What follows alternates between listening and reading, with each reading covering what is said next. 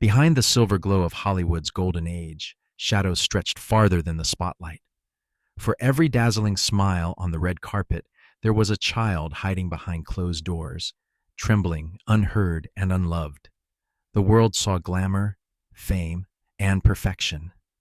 But inside the mansions of America's most adored stars, fame often came at a price no child should ever pay.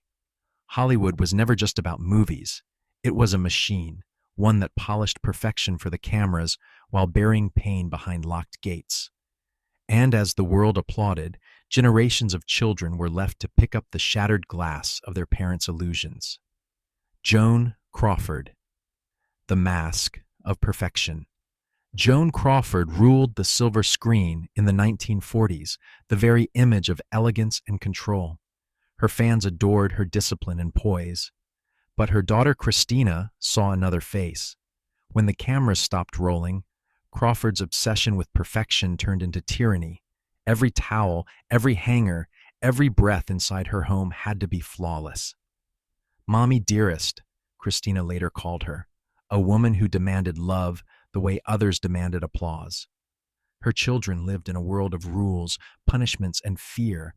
When the film Mommy Dearest finally revealed the truth, audiences were horrified. But for Christina, it wasn't a movie. It was a childhood. Crawford died believing she'd preserved her image, but her children carried the truth long after the cameras stopped flashing. Bing Crosby and Henry Fonda, fathers of cold silence. To millions, Bing Crosby was the warm voice of Christmas, soothing, kind, and timeless. But at home, the melody faded. His son Gary later described a life built on discipline, fear, and emotional frost. Crosby demanded perfection from his children. Mistakes were punished not with words, but with belts. Love, he believed, was earned through obedience. Henry Fonda was different, yet equally distant. To the world, he was the embodiment of American decency, the stoic hero. To his daughter Jane, he was a ghost sitting at the dinner table. She once said, "He could talk about politics or art for hours, but never once asked how I felt." His silence was louder than shouting. For both families, affection was replaced with expectation. And as their legacies grew, their children's sense of worth shrank beneath the weight of cold, unreachable fathers. Judy Garland and Ethel Gum, the cycle of exploitation. Before Judy Garland became a legend, she was simply little Frances Gum, a girl with an extraordinary voice and a mother with impossible ambition. Ethel Gum wasn't just a mother, she was a manager, a coach, and a gatekeeper of fame. Pills kept Judy awake to perform. Other pills forced her to sleep. By the time she was 13, she was addicted, with her mother's permission.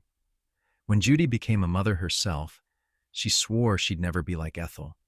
But Hollywood doesn't heal its wounds. It recycles them. As Judy's career consumed her, her children, including Liza Minnelli, lived through her highs and lows like emotional earthquakes. Liza later said, "When she was up, it was heaven. When she was down, the whole house went dark." Judy Garland's story wasn't just about fame, it was about inheritance. Pain passed down like an heirloom, glittering but cursed. If you're drawn to stories that reveal what really happened behind Hollywood's golden glow, make sure to subscribe, because there's much more the stars never wanted you to hear. Joe Jackson and Marvin Gaye. Senior, when faith and fame turned to fear, discipline, control, power. For some, those words built greatness. For others, they destroyed families. Joe Jackson was hailed as a visionary, the man who created the Jackson Five, who discovered Michael. But inside the Jackson home, he ruled through fear. His children were woken in the night to rehearse until they collapsed. A missed step could mean a beating. Michael Jackson once said that even as an adult, he trembled when his father entered the room. Joe called it discipline. His children called it trauma. Marvin Gaye Sr. was another father consumed by control, a preacher who mistook domination for love.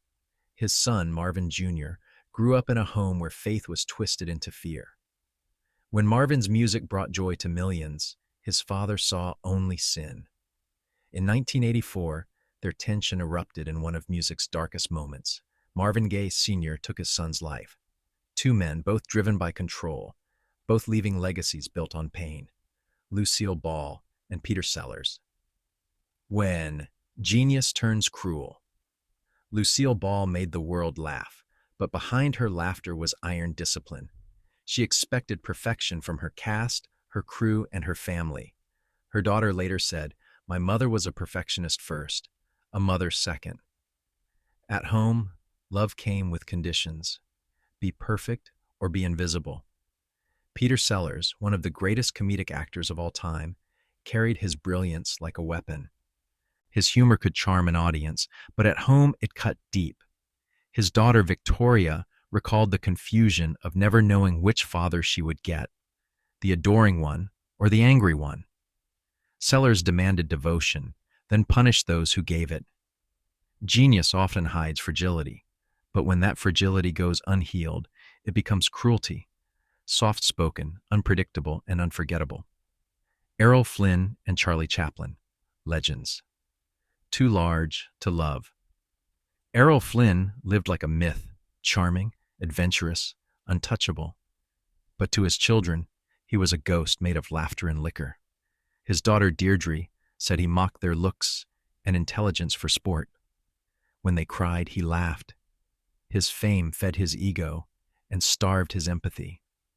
Charlie Chaplin, the little tramp who made the world smile, was equally feared at home. His son said life in their mansion felt like living under a ruler, not a father.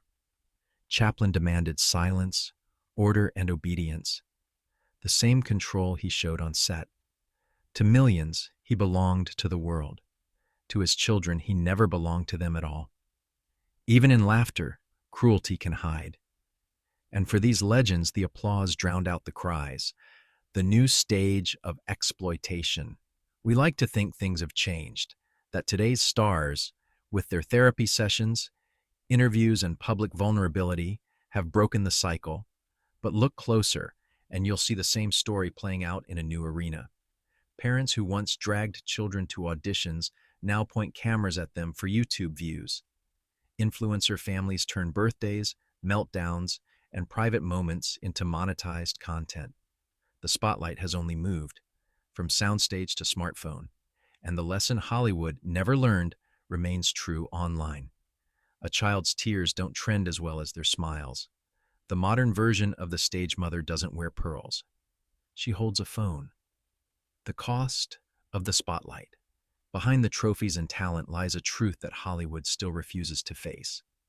Fame cannot raise a family. Stardom doesn't fill the silence after a child's cry. It only amplifies it. The children of stars inherit not just fortune, but the burden of perfection. They grow up learning that love has to be earned, that applause means approval, and that the world's affection will never feel as warm as a parent's. Hollywood's glow fades. Its stars age. But the stories of those children, the ones who are hidden behind the curtains, never fade. They are the real legacy of the Dream Factory. In the end, fame builds the name, but it burns the heart. And for every legend the world worships, there's a forgotten child who paid the price for someone else's spotlight. Fame built their names, but love was the price. And for many children of the stars, the spotlight never warmed. It only burned.